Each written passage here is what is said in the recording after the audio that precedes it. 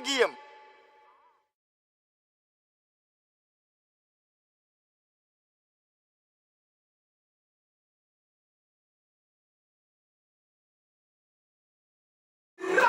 I told you, the big debate show, we're taking it, we're stripping it, you understand? Entertainment, you understand?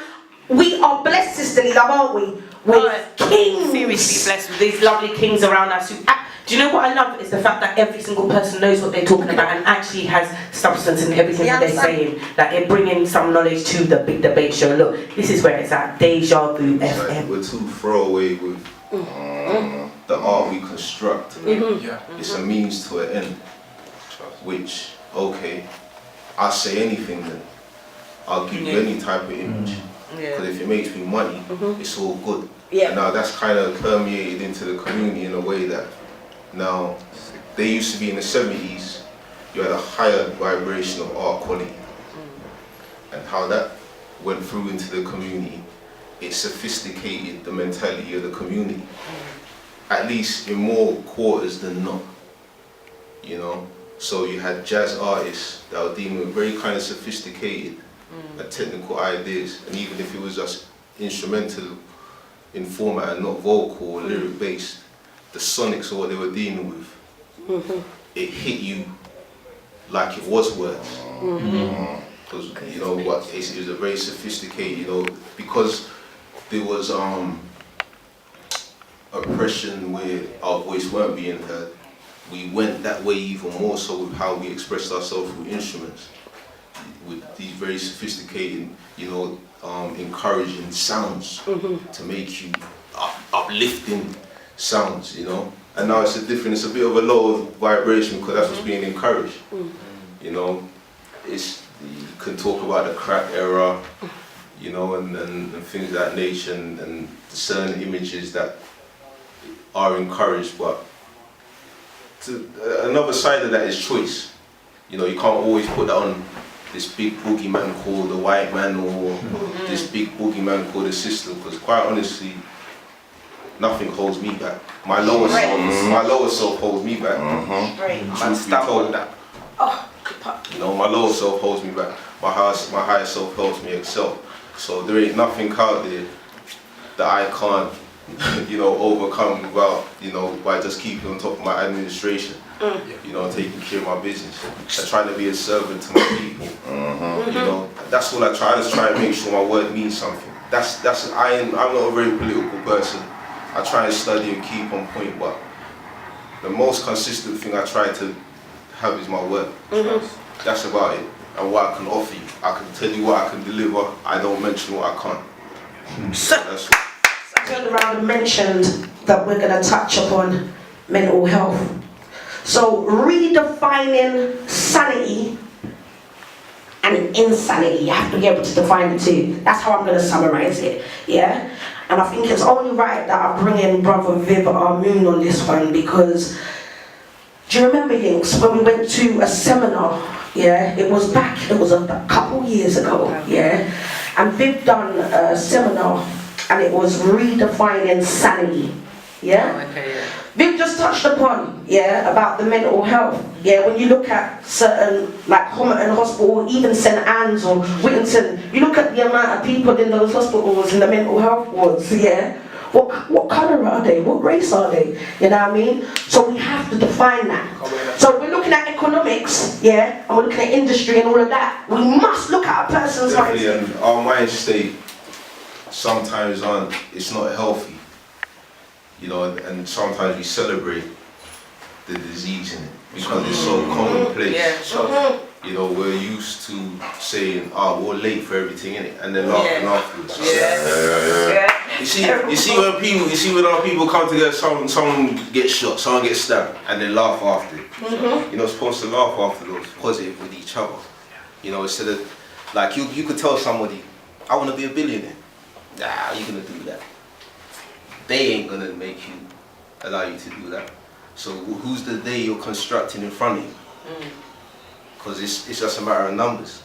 You know, and it's a matter of effort to try and be successful. You know, I ain't gonna tell my children, you're gonna have to work twice as hard because Mr. Big White Man It's gonna need to make you see, you know, spit blood before you get something that they decide you deserve. There isn't nothing over my children but the Supreme. You know, and their ancestors overseeing them, giving them a little heads up if they keep in tune with them. You know, so there's, that mental, that getting back to the core point, it's that mental problem. You see in my neighborhood, a bag of young men walking around and they're dirty. You know why? Why? Because they ain't got no elders above them giving them guidance. They've in most cases probably just had elders over them manipulating them. You know, playing pawn games with them on their chessboard until they exhaust their use to them. You know, on a street level. And then even above that, my father's age and beyond, I'm seeing them outside bookies or guarding man's liquor in off license. You go to my hood, you go to any one of the, you know, Harsden, whatever, it's like a little experiment. You go sit down and see how it functions. Who's in business? Who is the seller? Who is the customer? Can I just say, well, Lucci, you put your hand out. You put your hand out for a reason. That's a young lady who she just felt inspired to send that email while we were talking. You put your hand out. What did you want to say? See, now this is what I got to say about that baby girl. Now, not everyone's gonna agree with what I'm saying, but benefits ain't necessarily the worst thing to be accompanied with, because I was on benefits. I'm on benefits. But the things that I've been able to do on benefits is because I understand money. And I understand that not everything I'm going to buy with them benefits was needed. Do you see what I'm saying? A lot of men want to look nice and like college loans, yeah? Man go to uni, get a big boy college loan, and you'll see them looking fresh every day. You'll hear about them going raving every single day and all of that. But it ain't $2 grand to get a camera. Do you understand what I'm saying? If you get a camera, and you understand that when you put certain things on YouTube, you get paid for it. If you've got a mindset of, okay, how am I going to turn this money, this little piece of money that I've got, into more money, then you understand that being on benefits ain't necessarily the worst thing. When you're out there working for someone, you're working for someone that's already done their plan, they've already made their plan, but they didn't do that from working for someone else. They did that because they came up with a plan. While you're working for someone else, you're not planning nothing, you're just doing what they want you to do. There's enough people out there working, that's the way I see it.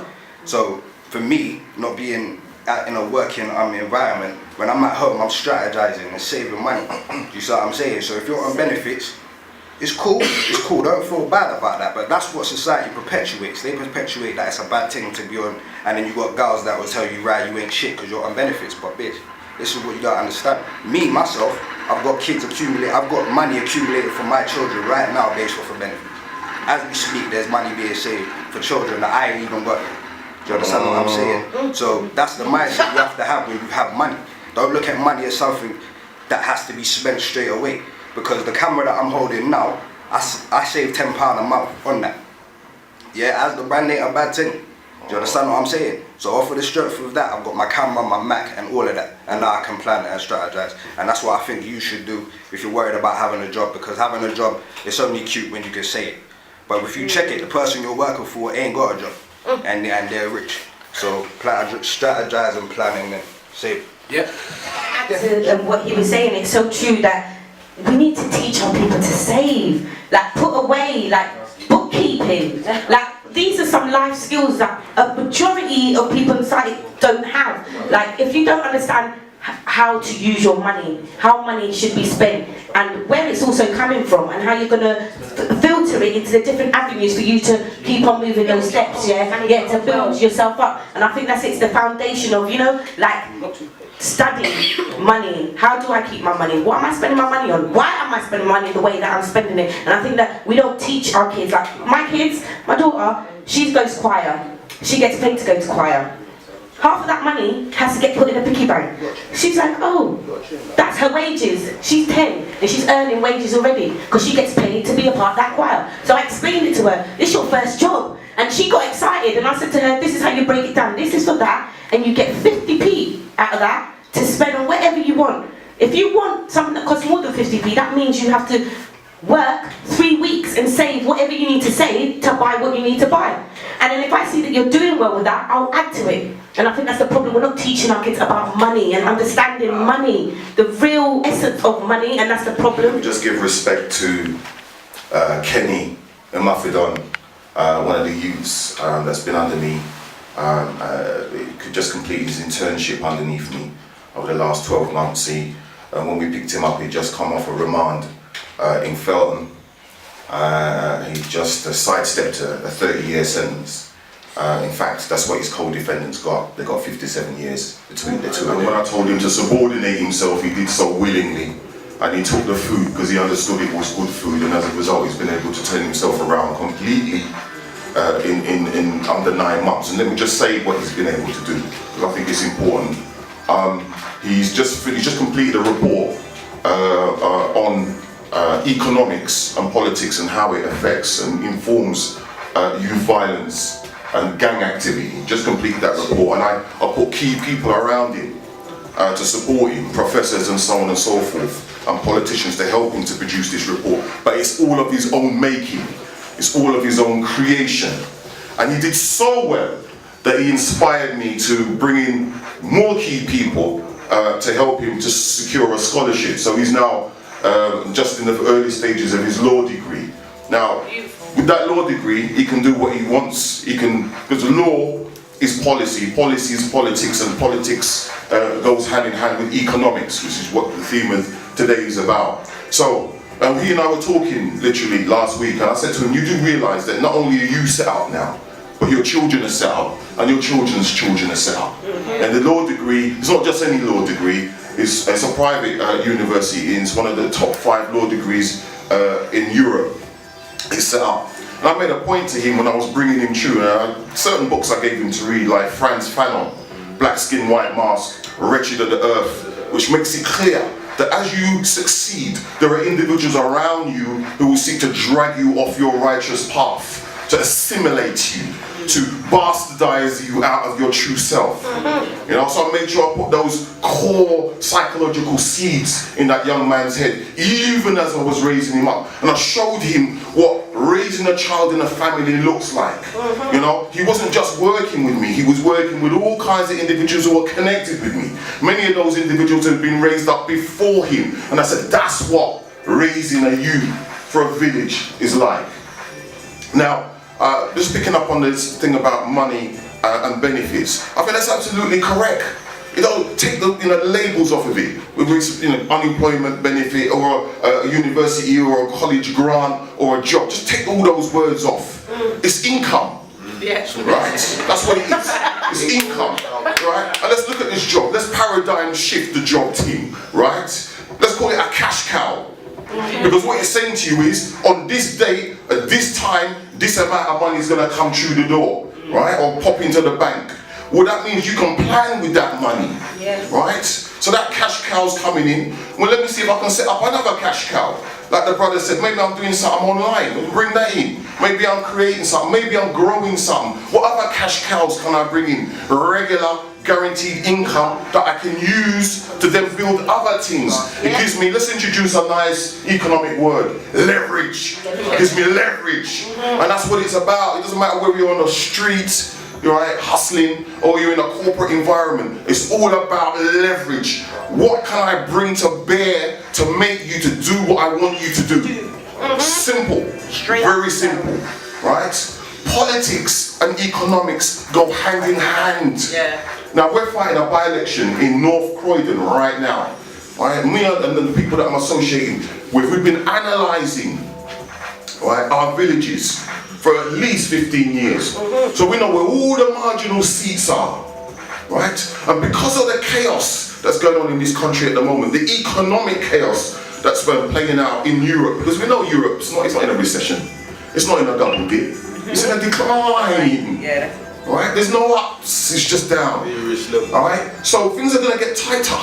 Right? And those individuals who are comfortable, who thought they were high on the hog, and I use that term deliberately, will realise actually their day is coming to an end. We saw that in the elections in the States. We're going to see the same kind of thing playing out in Europe, where the money is going somewhere else. It's in Brazil, you know, it's on the African continent, it's everywhere but here in Europe. So it's critically important that we position ourselves in practical ways. So there's a by-election in North Croydon, we're fighting to win it.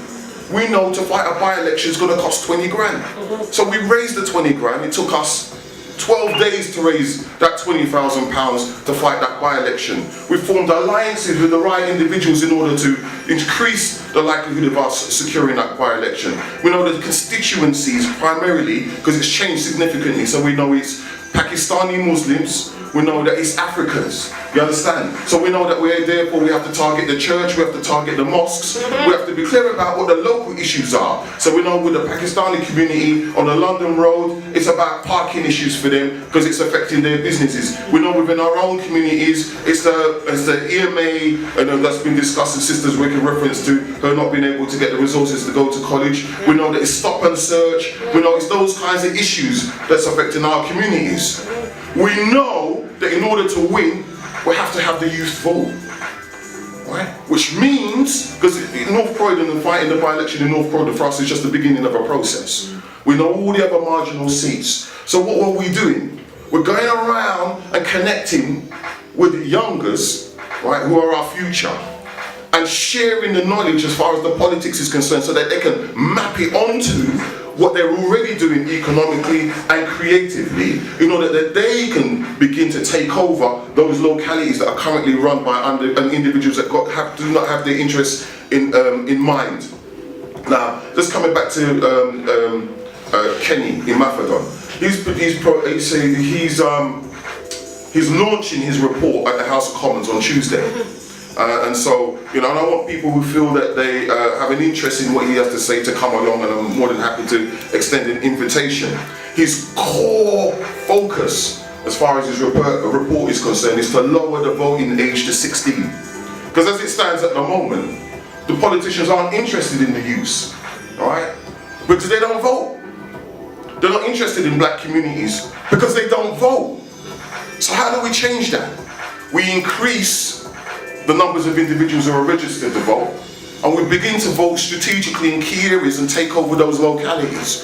A perfect example, and I'll end here and I want to ramble on, is Tower Hamlets. And what the Bangladeshi community did was take over the whole borough. Yeah. So that's one of the few localities in the country that have not cut spending on youth provision. They've increased it.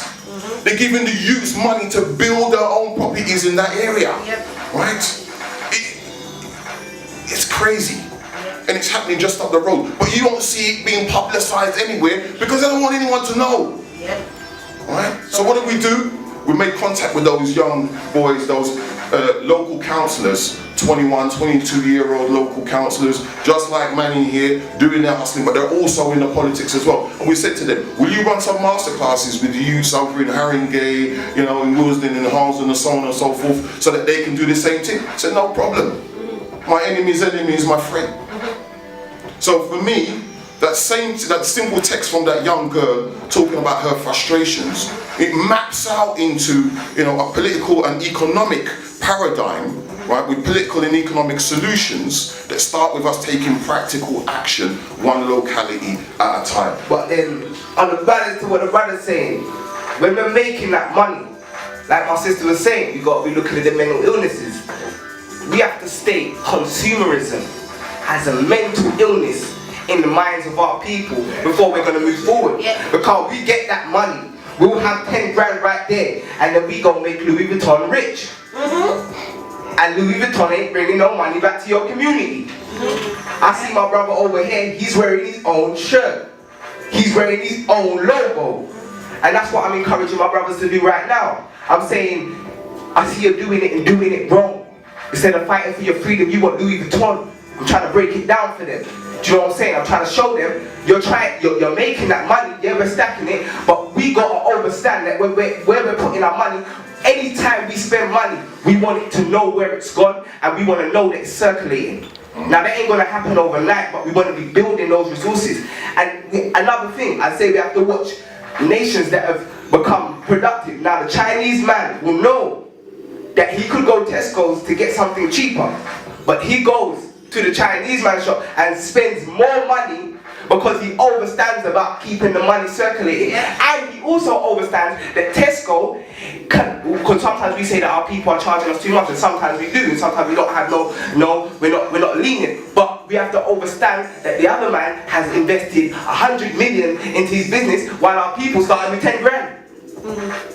So we ain't gonna be able to sell things at the same prices as them, and that's the whole way they keep us down. So our people don't invest in us, and we can't keep that pound circulating. So we got to look at these psychological illnesses. On top of that, another psychological illness is that we talk and we don't do. So with the amount of conscious musicians we have in the African community, we should already be taking up. Look how many men are talking conscious. Look how many views I'm seeing on YouTube. We should be taking over this thing. But we have got complacent to think that by us just going and talking about it, just talking about it, we can all talk about it till our mouth run dry.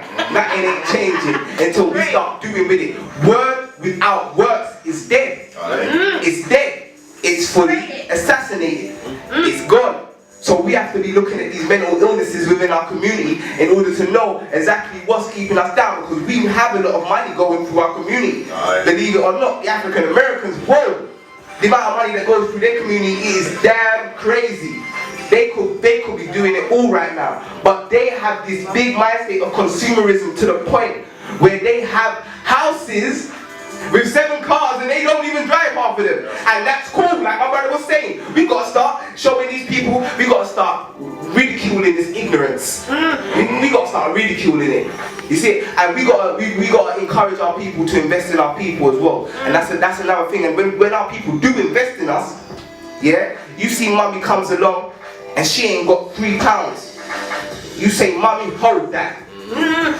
You see what I'm saying? Yep. Because when you go into a next line shop, he ain't letting you off a penny. We got to build that family vibe. I'm showing you, yeah, there is no way we gonna move forward with anything until we get back to our family vibe. It takes a village to raise a child. We need to get our community back together, because that's why we are down. The Asians have a community. There is no such thing as an African community. I know, it's like that. What community? We have never got into the powerful position. Power, it's power. We've never got into the economic and political position to look them in the eye and say, look, we don't want this anymore. See what I'm saying? And that's why we have to realize that this battle is going to go on, and that we are going to win. It's a natural course that we are going to get out of this situation, because there's too many of us to exterminate.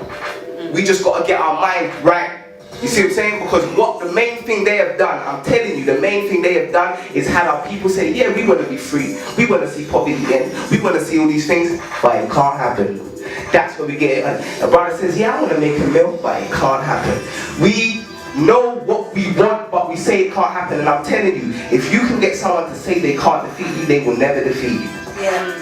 Yeah. So it's psychological illnesses that we have within our mind that we need to start to fire out. Don't know. Umar Johnson, check it out. He breaks that down as well still.